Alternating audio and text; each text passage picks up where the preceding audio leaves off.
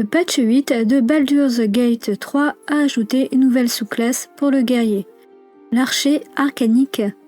Des effets magiques de contrôle sont ajoutés aux dégâts physiques des attaques à distance. Dans ce guide, on va faire un build.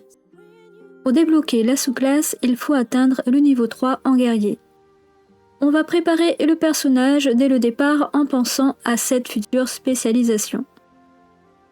J'ai choisi une race qui a la vision dans le noir et également une bonne vitesse. Une demi-elfe des bois. Le build ne repose pas sur la force. Néanmoins, cette force peut aider à porter plus d'objets ou à sauter plus loin.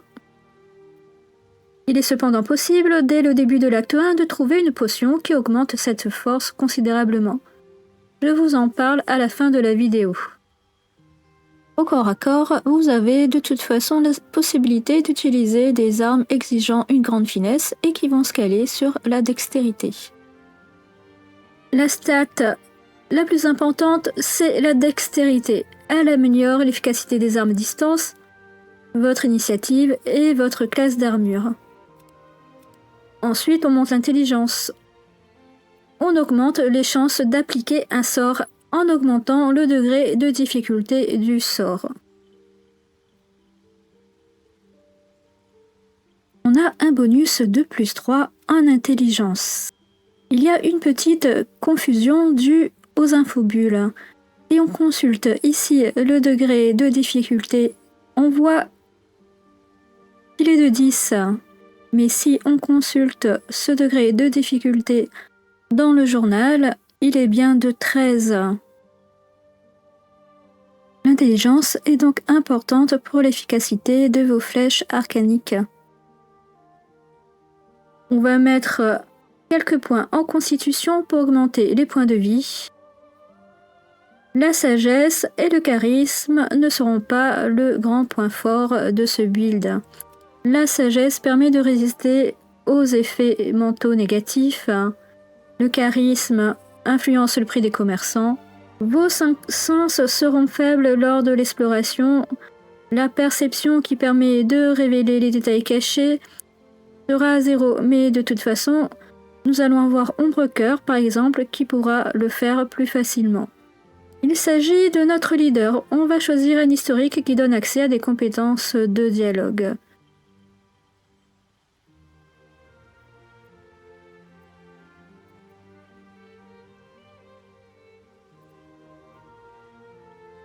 Au niveau 2, vous gagnez une action qui accorde une action supplémentaire par court repos. Cela sera très utile. Au niveau 3, on aura à choisir la sous-classe Archer Arcanique qui confère la maîtrise des arcanes, qui nous permet d'identifier la magie, ainsi que la maîtrise de la nature qui nous permet d'identifier plus facilement les plantes et les animaux. On va pouvoir débloquer 3 traits arcaniques. On pourra en tirer 4 entre chaque repos. On va s'intéresser à l'attaque à distance. Un jet de D20, c'est-à-dire un dé à 20 faces, va déterminer si l'attaque touche la cible. L'attaque est réussie si le résultat est supérieur ou égal à la classe d'armure de la cible. Mais on aura également des bonus.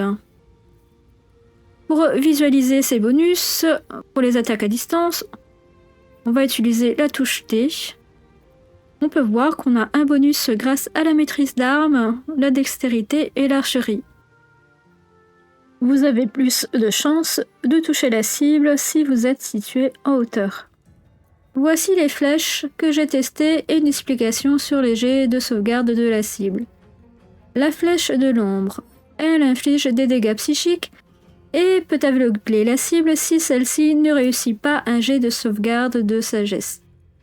Très pratique contre les archers ou les lanceurs de sorts. Ici, en examinant l'ennemi, on peut voir qu'il est faible en sagesse et qu'il a peu de chances de réussir son jet de sauvegarde.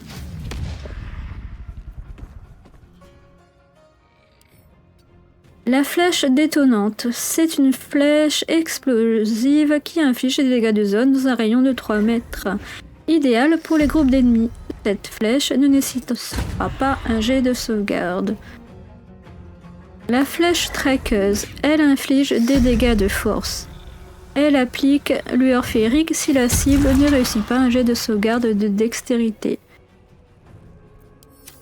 Lueur féerique procure un avantage au prochain coup. Cela est affiché en vert.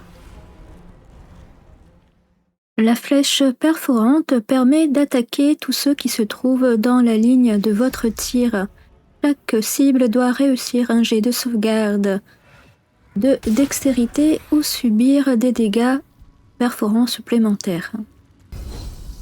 La flèche de bannissement va bannir votre cible pendant 2 tours. Elle est très efficace contre les ennemis faibles en charisme.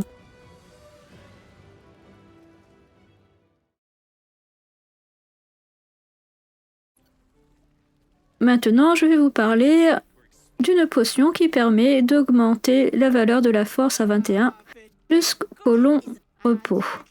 Il s'agit de l'élixir du géant des collines. Vous pouvez en acheter 3 à Tati-Eiffel dans le bosquet des druides, mais cela aura un certain coût.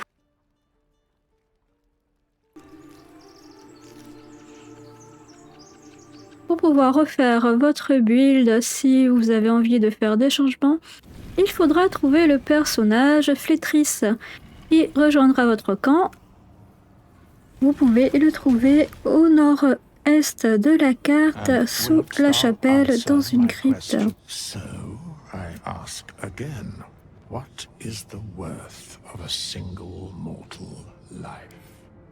In death, very well, we have met. We will see. Vous allez pouvoir changer la classe de votre personnage contre 100 pièces.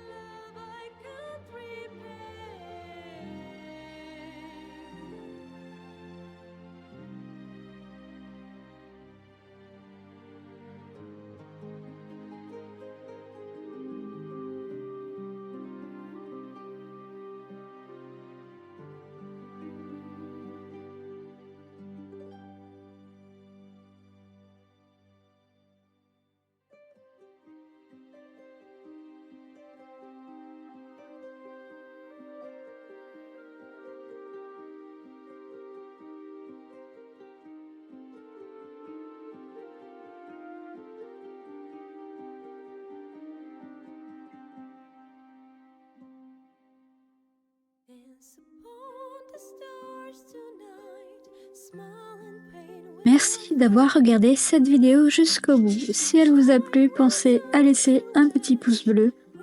Ça aide vraiment la chaîne. Abonnez-vous et activez la cloche pour ne rien manquer des prochaines vidéos. À très vite.